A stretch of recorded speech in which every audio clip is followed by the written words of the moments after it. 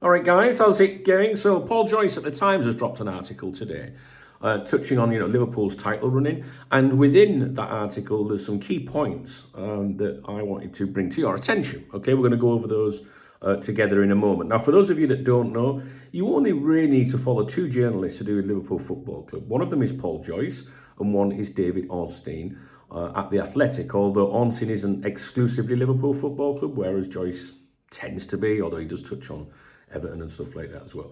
But anyway, when it comes to Liverpool, they're the only two that you need to follow. The rest of them, I call them the Liverpool clique. All right, they might have worked for a newspaper years ago, but now they're not very relevant, right? Because the industry's changed.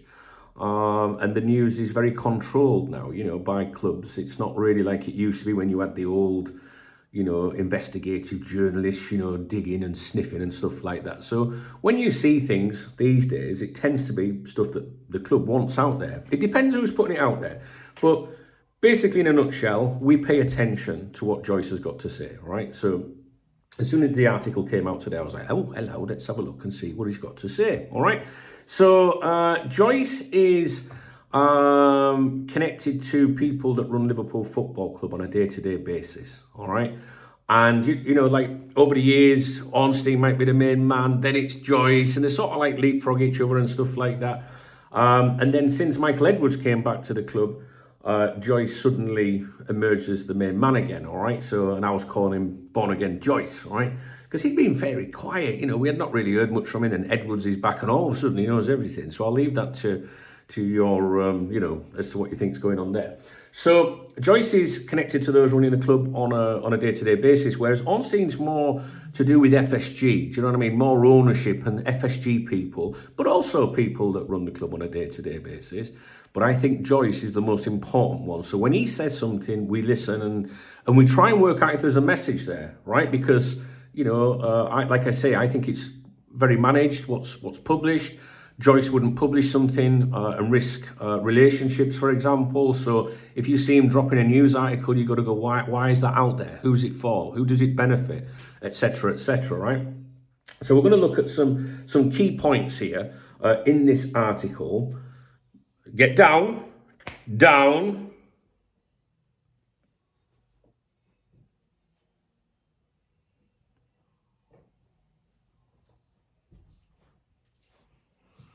It's just my girlfriend. No, it's Remy. He's sulking a bit today. Anyway, so, right, let's crack on. So he says as follows. I can't read the entire article to you. That would be wrong anyway. So I'm only going to read to you the bits that I think that you would maybe find of interest, right? Okay, so 3 players are out of contract this summer. Van Dijk, Mo Salah, Trent Alexander-Arnold. Both goalkeepers. He talks about Kelleher and Alisson. And with Georgi Mamadashvili coming in, their situations need to be resolved. This is what he's basically saying here about the amount of things that need to be considered. Question marks over all these people. Those 3 players, Kelleher and Alisson. He goes on to mention Ibrahima Konate.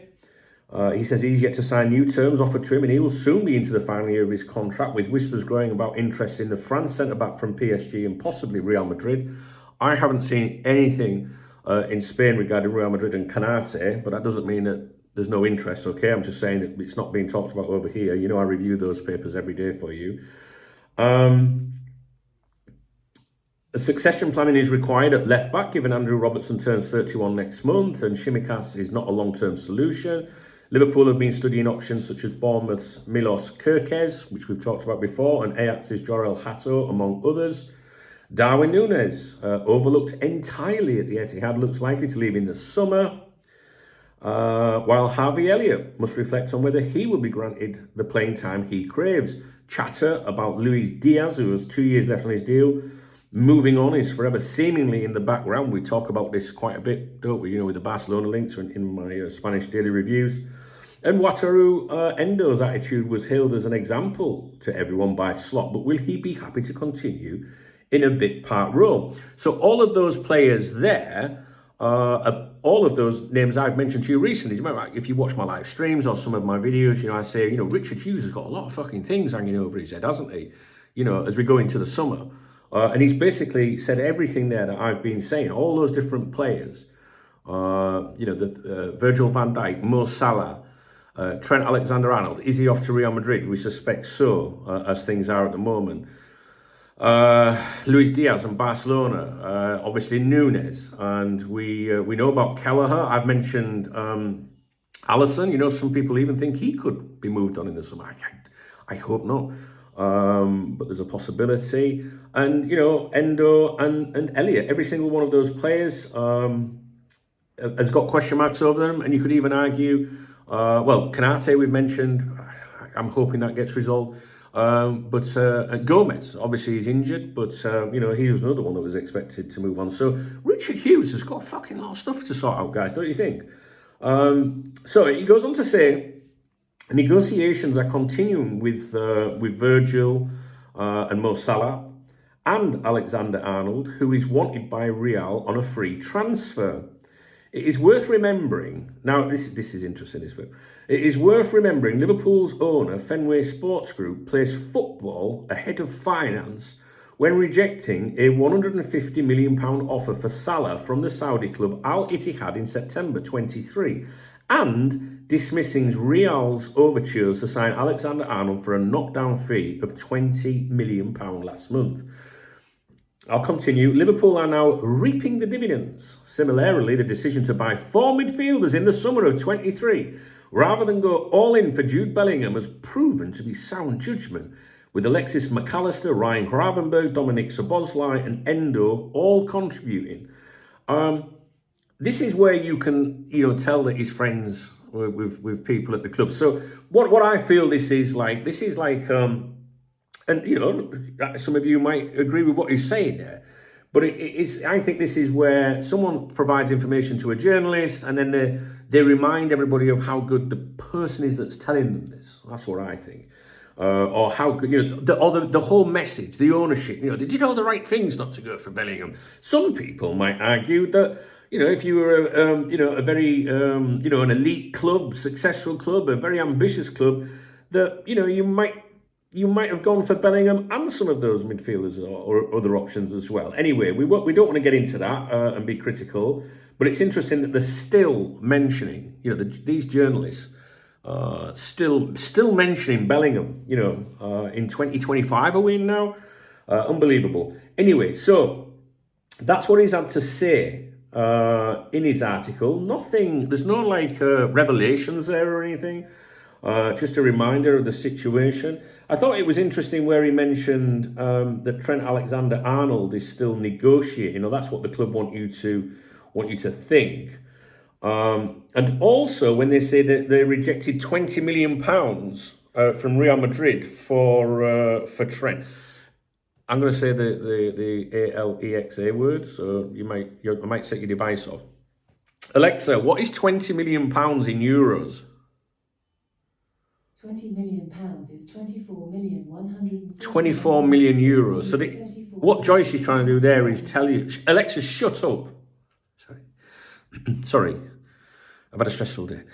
24 million euros, right? That's what Joyce wants you to believe, which makes it sound even more, what's the word? It makes it sound like Liverpool done really good there, but I don't believe they've been offered 24 million euros, 20 million pounds. In Spain, they were adamant. The reporting from Madrid was I think they'd gone in with 8 million and then 15 million euros. There was no talk of a fee that high.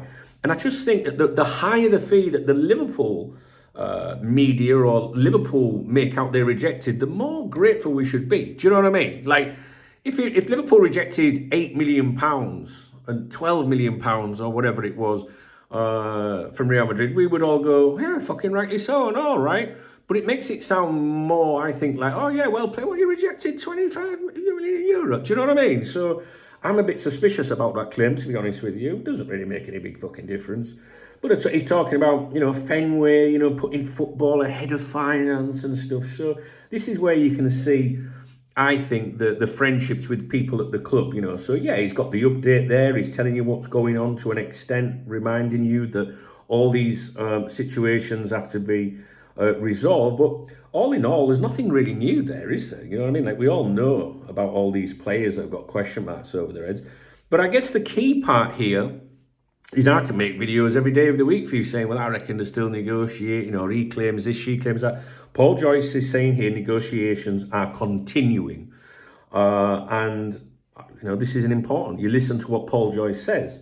But you all also listen and go, right, okay, what's the article out there for? Why are we being told all this? Is he just being, a helpful journalist, just keeping the fans, updated on things? Or is there anything in an article that benefits anyone? I don't see a big deal or big conspiracy with this article, but it's just when it says it's worth remembering, that FSG plays football ahead of finance for decisions they've made in the past. I don't really give a fuck what's happened in the past, to be honest with you. I want to talk about the present and what's going to happen next.